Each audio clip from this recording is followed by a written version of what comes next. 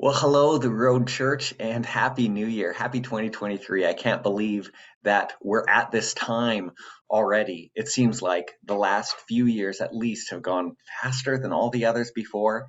Maybe that's your reflection, maybe not. But like usual, we wanted to provide a little bit of an examen, a moment of reflection for our church community as we end one year and open up a new one.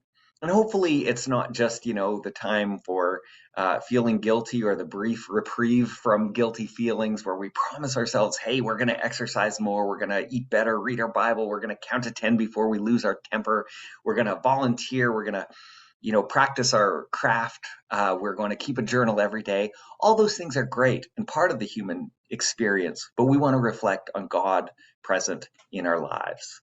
In this coming year, like the last one, no doubt there will be times when it is working, when we not just believe, but feel and know and experience God present with us, and we're thriving, which is great.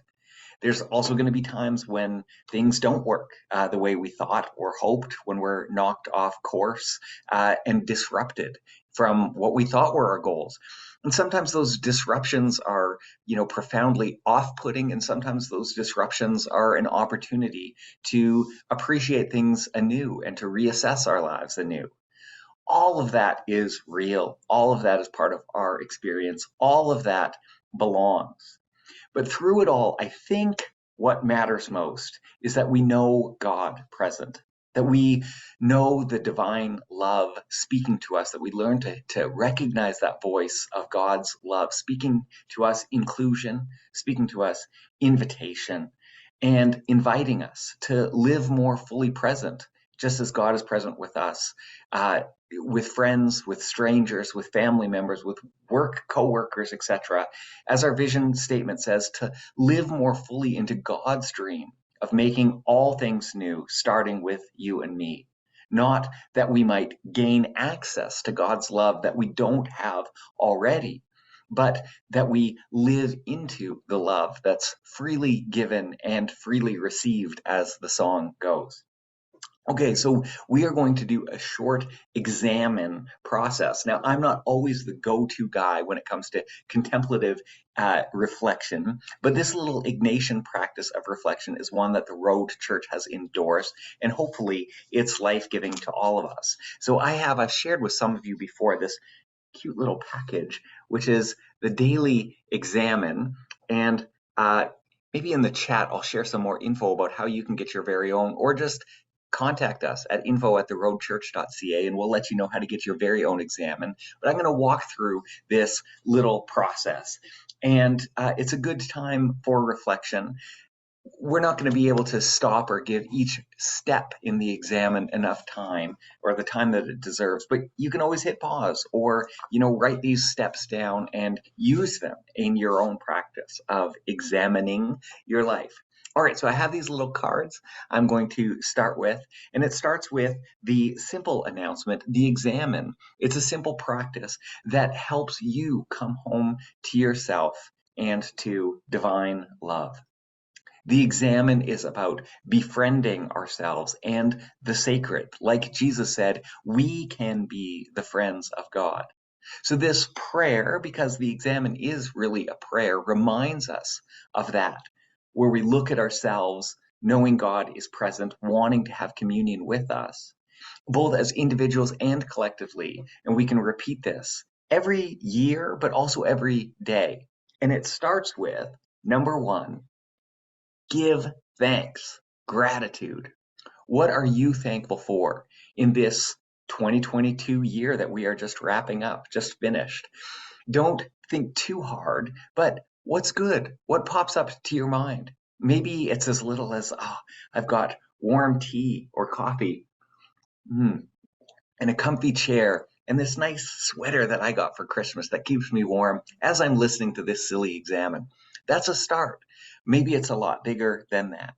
New people who've come into your life, maybe a new foot, a new step in relationship, maybe a new sense of purpose that this past year has brought.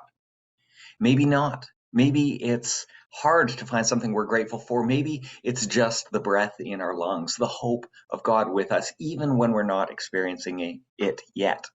It's my prayer that we know God present, whose presence is the start of gratitude. Okay, we go from number one to number two. And number two is review. What happened this year? Maybe we started that up already with our memories, but what were significant moments in the last year for you, for your family, for your small community, for our church community? The big challenges and joys. Maybe it's remembering the flags metaphorically planted at the summit. And maybe it's instead recalling confusion or times in your journey where you just didn't know which way was up or what to make of circumstances at all. But when you think of your journey in the last year, imagine God's Spirit as a character in the play that is your life. God was present with you. And when did you notice God present? When did you notice the connection? When, on the other hand, did that connection feel strained for you? And so that brings us to number three. And number three is reflection. Remember the you of January 2022 when we did this exercise last year? What was going on with that person? That person made in the image of God, navigating this life. What was going on with you and yours a year ago? And how about when spring came? Do you remember it came a little bit late in 22? How about moving into summer? What was going on for you? The early summer, moving into August, and Labor Day, a new year starting, the fall. Maybe even the fall seems like a million years ago. Maybe it seems like 10 minutes ago. But if you could imagine tuning in to what God's voice might have been speaking in those times, what would God's voice be saying? And here's a hint, by the way, if you think that voice is condemning or berating you, you're listening to the wrong voice. Okay, but what might God's loving, inviting voice have been saying? The one that we see the character laid out of in the person of Jesus. And that does bring some hard stuff, right? And that brings us to number four. And number four is mend. Are there hurts, brokenness that we need to address? Maybe it's healing that we need. Maybe healing that we could be the initiators of by seeing someone else in their place of struggle or whatever. Putting ourselves in that place for someone else is a beautiful priestly thing, to notice the hurts of someone else, but also to own where we've been the contributors to brokenness. Our rejection of connection with God. Someone has defined sin as the culpable breaking of shalom. Has that been our story? Now, this stuff, of course, is one of those that can take a long time to deal with. We're moving through this practice pretty quickly, but consider it wouldn't be a terrible thing for any of us if we engaged again in this practice at least once a year, but maybe once a month, maybe at the end of a week, maybe even every day. Okay, that brings us to number five, and number five is intend. So the serenity of acceptance of all that's come, good, bad, and everything in between, is followed with, okay, what's next? What does 2023 hold for me? How do I hear and understand God's call in the year that's ahead? I think of that passage in Romans 8 in the Message version where it describes the life of faith in relationship with God the Father such that we are trusted, loved children and wake up with eager expectation every day, putting our hands in the hands of God, asking, what's next, Papa? What's next, Papa? How are you being called into the growing and sharing and building of divine love and peace? How might your life be called into that divine dance where we sing, glory, glory, let there be peace, let there be peace, let it start with me? What does that look like for you and for me? What does that look like for our church community? And maybe it feels just immediately glorious and monumental. Maybe it feels like the best we can do is a baby step in a better direction toward more light and love. And God be with us wherever we find ourselves in that journey. And that brings us to number 6. And the conclusion which is appropriately the same as the beginning. It is gratitude yet again. In this world, we do and will have trouble, but Jesus speaks to our tenderness.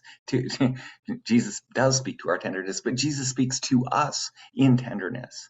And it's not a trite or condescending tenderness. When he says, but be of good cheer, I have overcome the world. I will lead you by my Spirit into all good paths. And in the light places, as well as the dark, I will never leave you and forsake you.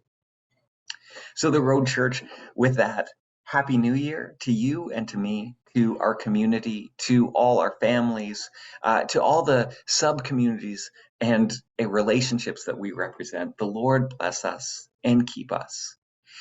Make for the light of God to shine upon us as we bathe in the glow of free-flowing grace. And may the face of God, the present countenance of the divine, turn toward us, toward me and you, and fill us with peace. Amen and amen. Happy New Year, The Road.